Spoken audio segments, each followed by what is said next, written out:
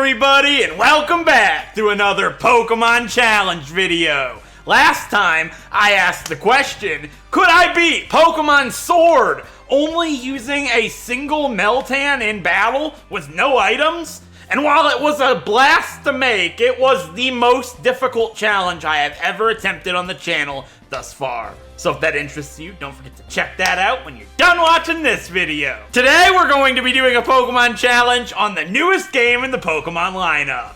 The remakes of Pokemon Red and Blue Rescue Team, Pokemon Mystery Dungeon Rescue Team DX. I absolutely adore the Pokemon Mystery Dungeon games. I've played every single entry in the series multiple times since I was a little kid. And I already did a Pacifist challenge run on Explorers of Sky on the channel, so I thought what could go wrong doing one on the brand new remake as my first playthrough. As always guys, it really means the world to me if you click the like button down below. It helps the video and the channel out so much, and it was a lot of work and effort to get this video out literally the day after the game was released in the US, so I really hope you guys enjoy it. And a really small percentage of you guys that watch these videos are subscribed to the channel, so it really goes a long way to click the subscribe button as well and ring that bell to be notified of all future uploads for this series, including the challenge videos I do every single week on Saturday and sometimes other days too. And of course, leaving a nice comment like this one also goes a really long way. Thank you so much, Aiden. I love seeing new people comment on the videos, even if it's a few days later than I post the video,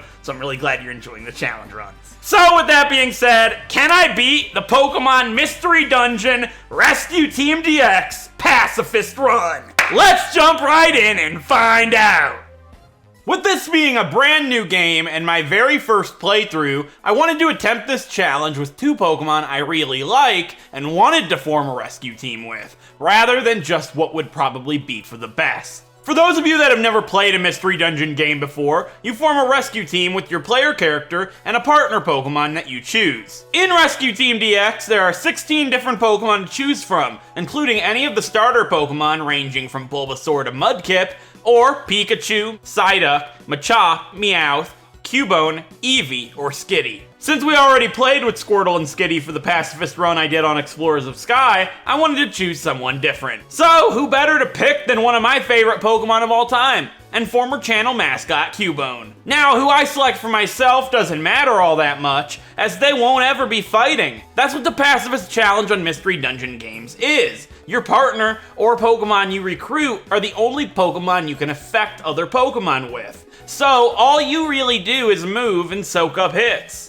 But, like I said, I didn't give it much thought on who would be the best option. I just wanted to form a fun team. And which one of these Pokemon really would be better than Psyduck? Well, Psyduck is actually one of the worst Pokemon in Mystery Dungeon history in the original Red and Blue Rescue Team. So let's just hope they made him a lot better in the remake.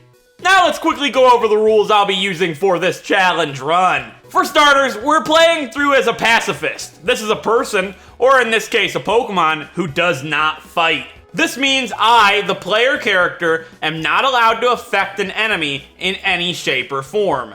No status, no damage, and no items that can affect the enemy. I can use items that don't affect the enemy, however. To recruit a Pokemon Mystery Dungeon, you must be the one to deal the final blow personally. However, any Pokemon I recruit through other means are fair game to join us on adventures. I'm not allowed to use any moves whatsoever. Even if it's not dealing damage or affecting an enemy, I'm not allowed to use any moves at all. And lastly, this challenge ends when we defeat Rayquaza on top of the Sky Tower.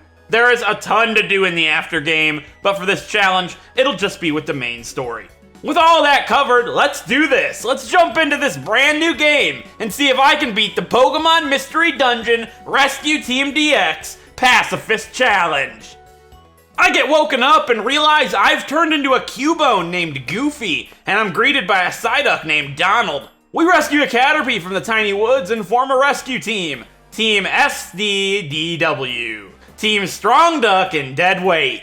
Just like Team Mean Kitty and Dead Weight from Explorers of Sky. We get our first job, to rescue a pair of Magnemite from Thunderwave Cave. My initial dread of choosing Psyduck from original game experience was in full force. Knowing Zapdos is an eventual boss, that electric weakness is pretty scary. However, to my surprise, Goofy has the ability Lightning Rod. This makes not only me, but also Donald completely immune to electric moves. Nice! This might be a really good pair after all. I quickly realized that in this game, you're not locked to your player character, and instead you can change leaders at any time. To make this as pacifist challenge as possible, I will allow this in certain situations. However, if I do this at any point, Goofy's still not allowed to fight, and neither is the Pokemon that I'm controlling. No loopholes here. After rescuing Magnemite, we return home, have a weird dream, and explore Pokemon Square for the first time, taking some jobs of our own. After doing a bunch of jobs, we wake up to a Dugtrio at our doorstep, wanting us to go save Diglett from Skarmory on Mount Steel. We find a new treasure box inside that'll be opened when we leave the dungeon. Pretty neat. At the top, we have our first boss fight versus Skarmory.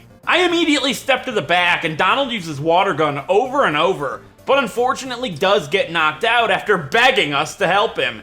Oops. Thankfully, we have a Reviver Seed, so that's all she wrote for Skarmory. We save Diglett and get a rainbow gummy from the treasure chest. I wonder what this is all about. After seeing our weird dreams a little more clearly, we wake up and get our first friend areas. Pokemon camps, rather. And Magnemite joins our rescue team. We then meet Team ACT, who bullies Shiftry into taking a job he did not want to do, and then pay Magnemite a visit. This introduces us to Rainbow Gummies. I feed one to Donald, and they seem quite powerful, raising random stats. And wow, the Pokemon Camp feature looks amazing. I love the old sprites. The following morning, we meet Team Meanies, who robs our mailbox. You know, porch pirates are not cool. Someone in my apartment building stole speakers off of my step a while ago. Not cool, Gengar. Now it's time to go save Caterpie's friend Metapod in the Sinister Woods before Team Meanies gets to it. With both Donald and Goofy being weak to grass, we could be in for a really rough time. And sure enough, almost immediately, I get knocked out in a single shot by Sudowoodo's wood hammer.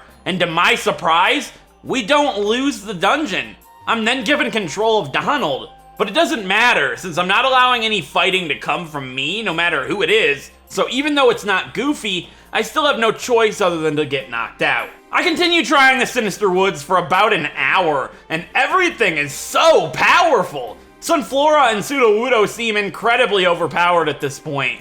Or maybe it's because I'm not playing the game the intended way. The next attempt, I end up recruiting a Farfetch'd who was passed out. He has Brave Bird and Aerial Ace, which is really helpful for these grass types. But even with a bunch of Oran Berries and Reviver Seeds, we still lose the first fight against Team Meanies. I do some more exploring and jobs for money and items and recruit a few Pokemon along the way, including a really strong Scyther. I try to do some training at the dojo, but find out it's only one Pokemon at a time now. And since whoever I choose is in my control, I'm not allowed to use the dojo for this run. Scyther tags along, and while exploring the Sinister Woods again, we get a Paris, Poochyena, and Yanma to join our team. With all of these Pokemon at our Cubone's bidding, we easily beat Team Meanies this time around, and save Metapod. The next morning, Jumpluff comes to our base and tells us Shiftry hasn't returned from their mission yet, so we set out to the Silent Chasm to find him. We get wrecked on really quickly by a bunch of Poliwag, so I come prepared the next time and bring our Shroomish along. Shroomish gets knocked out along the way, but we also find a Stantler and Larvitar to join us. We reach the summit and Zapdos whisks Shiftry to Mount Thunder, and Team ACT says they'll join us on the journey there. Our first attempt at Mount Thunder goes less than desirable,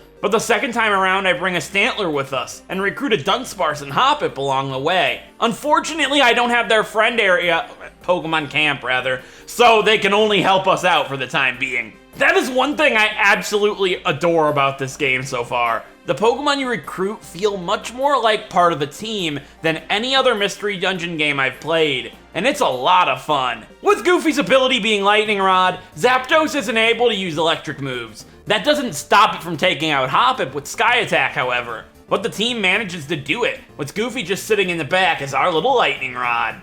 Team ACT shows up and they direct us to the Hill of Ancients in the Great Canyon to speak with Xatu, to see if he knows why we've turned into a Pokemon. Our Scyther tags along, and together him and Donald make quick work of the Great Canyon, with their moves like Quick Attack and Water Gun being able to skip tiles, and we reach Xatu at the peak. Gengar overhears our conversation about being a human and twists it into lies to tell the Pokemon at Town Square. We now have to flee the town as fugitives to uncover the truth. Yeah, if you've never seen this game before, it goes from 0 to 100 really quick. Gengar was cancel culture before cancel culture. This game so far has been absolutely brutal. Everything is insanely powerful, so relying on recruiting Pokemon has been quite nice. But on the run, we're all by ourselves, and even the usually easy Lapis Cave decimates us. And on top of that, we have very little in the way of items stored. With no way to get more aside from in the dungeons themselves, this is going to be one rough time as a fugitive. Lapis Cave took way too many tries, but upon learning Water Pulse and finding several link boxes, I was able to make Donald quite powerful. But even with having the type advantage, Mount Ember is no small feat. See, the partner AI in this game is actually really smart. It does things you wouldn't expect AI to do. But this has been more of an annoyance than helpful in this specific challenge. I need to stick by my partner at all times, but when trying to locate the stairs, Donald will attempt to fight anything that comes in our way, even if it isn't bothering us at that moment. Even when his tactic is set to let's go together. And on top of this, his only water move is Water Pulse. This travels up to 4 tiles away, which is fantastic. However, it makes him fight even more Pokemon than we need to, and he'll constantly be trying to position himself to hit things from afar, which results in him going out of his way, wasting our time, items, and sometimes the entire attempt. We managed to make it to the peak and the next boss fight with Moltres. However, on my first try, I didn't realize we were a tile away from Moltres. I had linked every move Donald has so he could deal maximum damage. But since we were a tile away, he missed all of the moves except for Water Pulse. And Moltres' attack can hit us from a distance, and both of us at the same time, dropping us rather quickly. It took a few tries, but Donald managed to get really good luck and accuracy with the combination of Fury Swipes, Water Pulse, Confusion, and Zen Headbutt, confusing it multiple times. With that out of the way, we make our way to a snowy region and spot a Pokemon watching us. Being by our lonesome won't be the case for too much longer. We managed to make it through the frosty forest without too much trouble, surprisingly, and reached the last of the legendary bird trio, Articuno. I stepped to the front, prompting Donald to do the same. With 2 Oranberries and a Revival Orb in our bag, I'm feeling pretty good about our chances, as long as Articuno doesn't knock Goofy out. As Donald whomps on Articuno, I continue to back out of the way, and as far as possible. Donald confuses Articuno, but it slows him with Icy Wind, and then catches Goofy with Icy Wind, knocking us out. I revive him with Donald and continue to step out of the way as quickly as possible, as Donald gets frozen solid. But thankfully, Articuno misses Donald almost every single time until he thaws out, and one final volley of attacks takes Articuno down. Whew, that was close. Absol jumps in to confirm to Articuno that we mean no harm, and he joins us on our adventure towards Mount Freeze. With a much higher level Pokemon in Absol with us, we make quick work of all 20 floors of Mount Freeze, and come face to face with Team ACT at the peak. Luckily, Ninetales intervenes and tells them that we're not the bad human like Gengar had claimed, and we're able to return home to Pokemon Square. After doing a few rescue missions, a Wobbuffet and Wynot show up at our base asking us for our help, and they want us to go to the Uproar Forest and stop a bunch of bad Mankey. Luckily, this dungeon was made a lot shorter in the remake. It was over 10 floors before, but this time it's only 3. With Absol by our side, the Mankey weren't much of an issue, but the dungeon itself was crazy. Nuzleaf with Razor Wind hits everybody for over half of our health from anywhere in the room. Bad spawn with Nuzleaf and you're dead. We hire the Mankey afterwards to build our new rescue team base, shaped and modeled after yours truly. And after feeding them several chestnuts, the job is done. I find Munchlax in town right after. What an awesome sight! Unfortunately, I didn't have any food for him on me, and he got away before I could grab some. A bunch of rescue missions later, and it's time for us to set out in search of Team ACT in the Magma Cavern. I make my way to the Magma Cavern for the first time with Absol once again. This dungeon is insanely difficult and brutal in the original games, so I feared greatly for my time to come in here. I even had to use a reviver seed I brought on the first floor, but somehow we made it through all 23 floors with fairly relative ease. That is all thanks to recruiting a Cloyster on the 3rd floor, who has Aurora Beam and Hydro Pump, which helped against these ground types incredibly well. We also recruited a Soul Rock along the way. The more the merrier. On the final floor of 23, I notice a massive amount of items located in one area. As a veteran Mystery Dungeon player, I know that means one thing. It's a monster house. And that's the last room. The stairs are in there. Oh, hell no. I back everyone into a small corridor, and with 2 Reviver Seeds and 3 Oranberries to our name, I hope for the best. Absol and Donald managed to clear out every last one of them, and we make it to the pit and come face to face with Groudon. This fight has changed a lot. To begin with, the Earth moves violently at the start, moving everyone to a random place in the room. And if you step on the magma, you'll get burned. It can hit anyone, anywhere in the room with Precipice Blades. And even with the help from Cloyster and Soul Rock, with Soul Rock being immune to it, it still wasn't enough. And now we don't have them to help us anymore. We're on our own, and are running out of items really fast. I used 2 link boxes from my storage to link up every move Donald and Absol have. And while it took several tries, we got a spawn incredibly close to Groudon, and Donald and Absol were able to finish him off with some really lucky dodges thanks to Donald's confusion and a Slumber Wand from Absol. Immediately upon making it back to Pokemon Square, disaster strikes. A shooting star is falling, and if not stopped, the Pokemon world as we know it will come to an end. That is why we became a Pokemon, to stop this. We need to go visit Xatu again, and with the help from Alakazam, they send us to the Sky Tower, home of Rayquaza, the only Pokemon who can help. With our trusty Absol at our side, we enter the Sky Tower, a massive 34-floor dungeon, with the halfway point being after floor 25.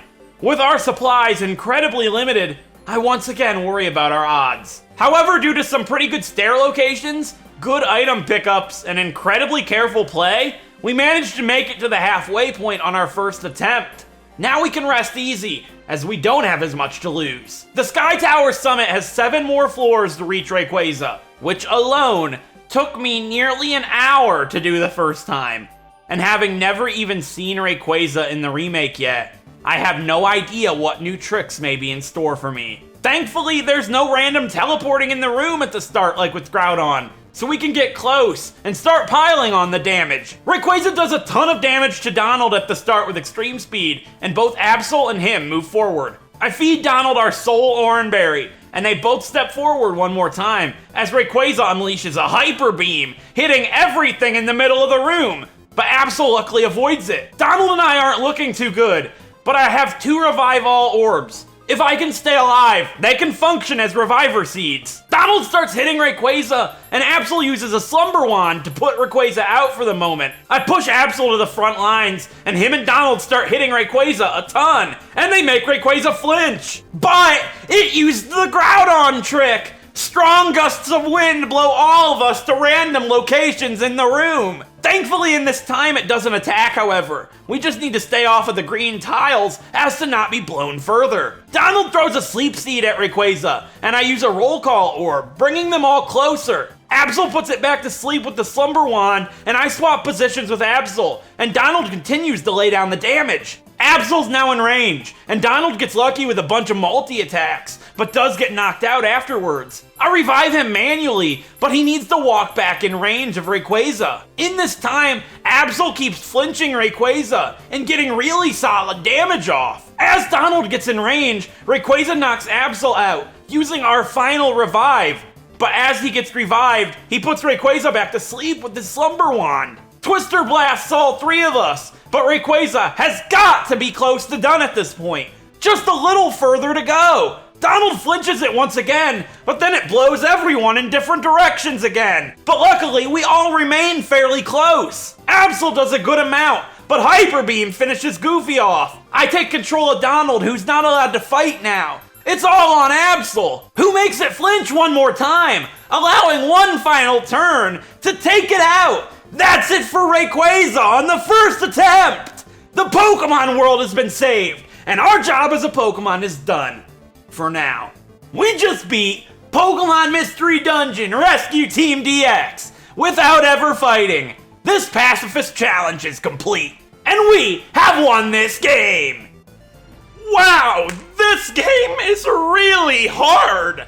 I recently replayed through Blue Rescue Team, and I don't remember these games ever being this difficult. This game was a ton of fun though, and I had so much fun making this video, so I really hope you guys enjoyed it, and I just can't wait to actually get to play through the game, you know, being able to play it the right way. Like I said, I had a blast making this video for you guys, but as I said earlier, it was really difficult to get it ready for you guys to watch literally the day after the game came out here in the US, so of course, any bit of support that you guys can do, such as liking, leaving a nice comment, sharing with your friends, any of that stuff goes a really long way. If you try this pacifist challenge on your own on this game, tell me down below in the comments what Pokemon you used and how it went. Or you can tell me over on my Discord server or on my Twitter. Links to both of those can be found down below. I make a Pokemon challenge video just like this every single weekend on Saturday, 10 a.m. Eastern Standard Time. And maybe sometimes other days too.